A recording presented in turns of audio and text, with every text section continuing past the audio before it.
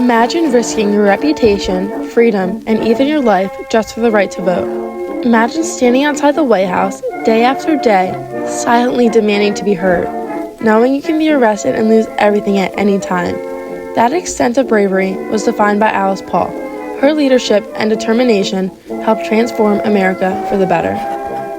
Alice Stokes Paul was born on January 11, 1885 in Mount Laurel, New Jersey. She grew up in a Quaker family where she learned that men and women were meant to be equal.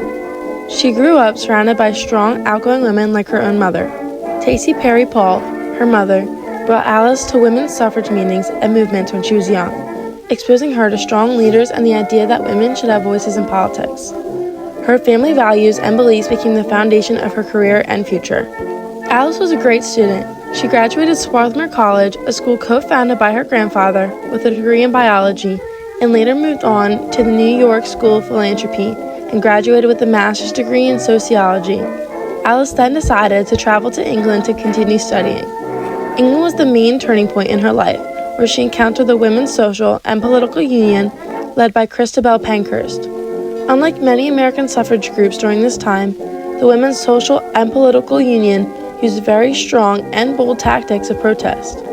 Alice had become friends with Lucy Burns, another suffragist, whom she met in London. Through her time spent there, she learned many dramatic ways of progressivism and protest. Alice attended the Women's Social and Political Union, rallies, marches, and often did things that led to her ending up in prison. She was arrested in London at a demonstration and put in prison. She was force-fed 55 times after implementing a hunger strike. This showed her that nice ways of protest weren't going to work, but only direct action would give women a voice. Alice gave her farewell speech to the WSPU on January 3, 1910, and decided to return to the United States to continue the fight for women's equality. When Alice returned to the U.S. in 1910, she brought her ideas from London with her, and the single goal, to reach a federal amendment giving women the right to vote. She joined the National American Women's Suffrage Association, but soon realized that the group wasn't progressive enough. After the deaths of Elizabeth Cady Stanton and Susan B. Anthony in 1902 and 1906, Alice noticed that the NAWSA was at a downfall and the suffrage movement had little to no focus. The National American Women's Suffrage Association's main focus was on state-by-state campaigns, while Alice Paul wanted to focus on lobbying Congress. She believed that they were too conservative, and they moved too slowly to bring any national change. Alice Paul wasn't shy about holding Woodrow Wilson accountable for his lack of action towards women's suffrage. This also contrasted with the NAWSA due to their support for Wilson. This led to her and many others to leave the association and center their attention on lobbying Congress for a federal suffrage amendment, which they believed would be a much faster way to gain suffrage. Her first major action towards the amendment was the 1913 Women's Suffrage Parade in Washington, D.C., held the day before Woodrow Wilson's inauguration. More than 8,000 women marched, holding purple, gold, and white flags and protesting. The protest became violent, with women being physically assaulted, but the police did absolutely nothing. Almost 300 women were injured in this protest. This movement and incident gained national attention, making the suffrage movement hard to ignore. Following this, Wilson promptly expressed that he was against the amendment and that it wasn't necessary. Differences with the NAWSA led to Alice and Lucy Burns forming the Congressional Union for Women's Suffrage in 1913. The Congressional Union wanted to directly confront the federal government and push for the amendment. She was constantly at risk for being put in prison and asylums for her progressivism. The Congressional Union organized marches and campaigned against politicians who refused to support women's suffrage. Their message was very clear. It was that if lawmakers wouldn't represent women, they shouldn't be re-elected. The Congressional Union later on also became known as the National Women's Party in 1916, using picketing or holding signs outside of the location as a key tactic in their protests.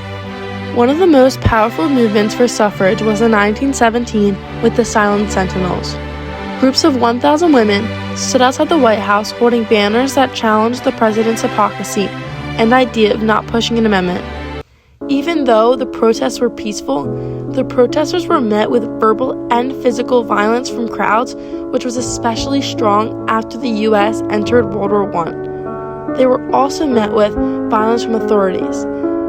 On November 14, 1917, over 30 jailed suffragists encountered brutal beatings and abuse by night guards of the Occoquan workhouse. This event would be regarded as the Night of Terror. This treatment of suffragists put a lot of pressure on Wilson and politicians, making the movement hard to ignore. These mistreatments led to Alice Paul and other silent sentinels prisoners released in November 1917. Wilson talked about democracy during World War I, yet millions of women still did not have the right to vote. Wilson and Alice Paul had originally met back in 1913, 2 weeks after his inauguration, to discuss the passing of an amendment to finally give women the right to vote.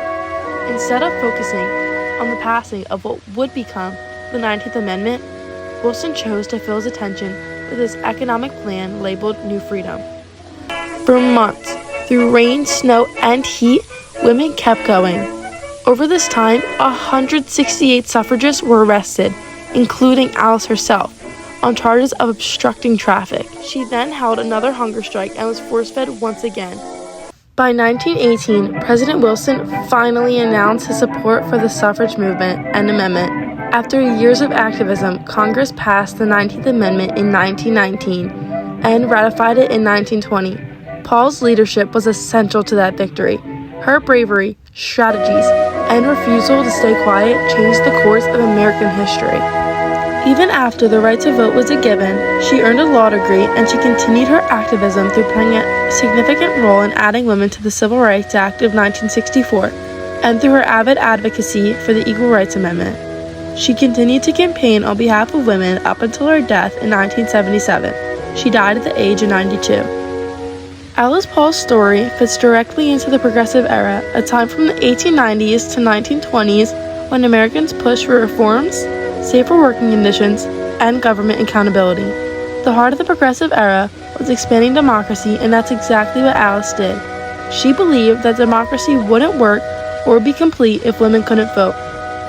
She became one of the most influential reformers of her time, and her victory helped create an equal voting society for women.